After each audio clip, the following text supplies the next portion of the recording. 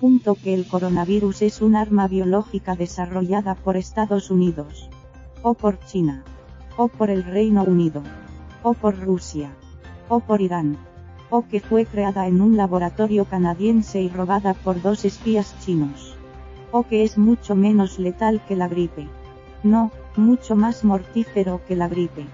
Y así, según los registros de Maldito Bulo, hasta más de 200 mentiras o informaciones falsas solo en español sobre el SARS-CoV-2, el nuevo coronavirus que ha infectado a más de 300.000 personas de más de 150 países del mundo, desde el pasado diciembre.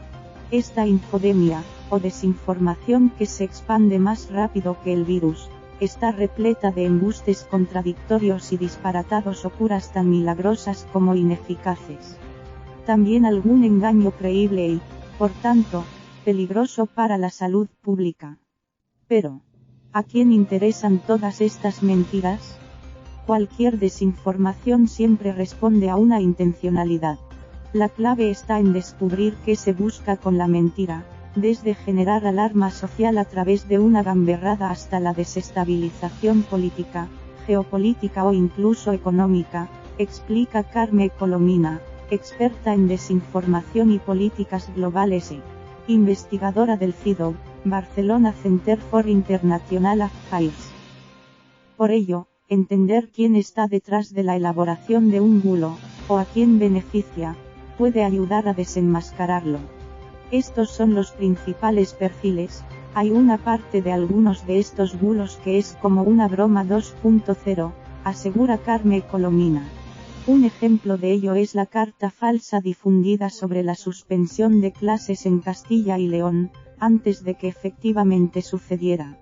Si hace 20 años se hacían llamadas anónimas a los institutos para anunciar una falsa alarma de bomba y evitar, por ejemplo, un examen, en esta ocasión se ha difundido una carta falsa anunciando que se tienen que cerrar todos los centros educativos de un lugar. Apunta la experta en desinformación como ejemplo de mentira que trata de aprovecharse del desconcierto. Un análisis reciente realizado por NewsWire, un sitio web periodístico que califica la credibilidad de portales de noticias, concluye que la información errónea sobre el brote de coronavirus está superando claramente la información fiable en cuanto a su difusión e interacción en las redes sociales de todo el mundo.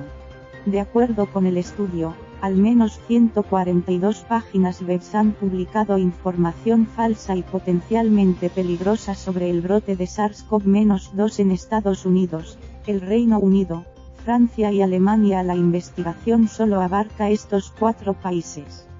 Como ejemplo, NewsWire cita el caso de Zero Hedge, un blog económico de Estados Unidos, aficionado a las teorías de la conspiración y difusor, entre otras páginas, del bulo sobre el robo del coronavirus de un laboratorio canadiense. Entre el 1 de diciembre, un mes antes de que estallara la crisis sanitaria, y el 28 de febrero logró 2,1 millones de reacciones en redes sociales.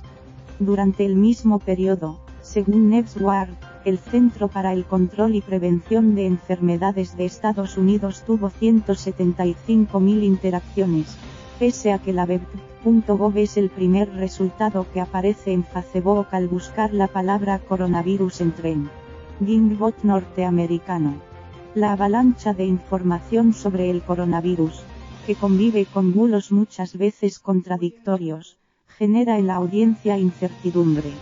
Solo el pasado jueves, la Policía Nacional atendió a más 7.000 personas que plantearon consultas sobre la veracidad de mensajes que reciben a través de redes sociales, según el director adjunto del cuerpo, José Ángel González. Es lo que ocurre cuando el único mensaje es la confusión, analiza Eusdisinfo, un equipo de la Unión Europea especializado en combatir las mentiras y las medias verdades que Rusia difunde sobre Europa. Esta práctica, según el equipo europeo, responde a la teoría militar rusa sobre la guerra de la información, una narración creada de forma preventiva, que responda a los intereses nacionales del Estado, puede disminuir significativamente el impacto de las actividades de las fuerzas extranjeras en el ámbito informativo, ya que, como regla, intentan ocupar corchete izquierdo espacios corchete derecho vacíos en el flujo de información. Es decir, la guerra informativa no consiste en vender una idea determinada sino en confundir a la audiencia con exceso de información, especialmente en una crisis como la del coronavirus donde los científicos no tienen todavía todas las respuestas. Y aunque sea difícil discernir quién crea esta desinformación, es más fácil saber a quién beneficia, o quién se aprovecha del desconcierto. Hay una utilización política de la desinformación, primero para generar descontento sobre los gobiernos y su gestión y después para intentar colocar los propios temas políticos en la agenda, analiza Carme Colomina. Un ejemplo, según la experta del CIDO, es el uso político que ha hecho la extrema derecha del coronavirus, que ha aprovechado la situación para reclamar controles más estrictos en las fronteras sea cual sea la situación. O el alud de mensajes contra la comunidad china en Internet.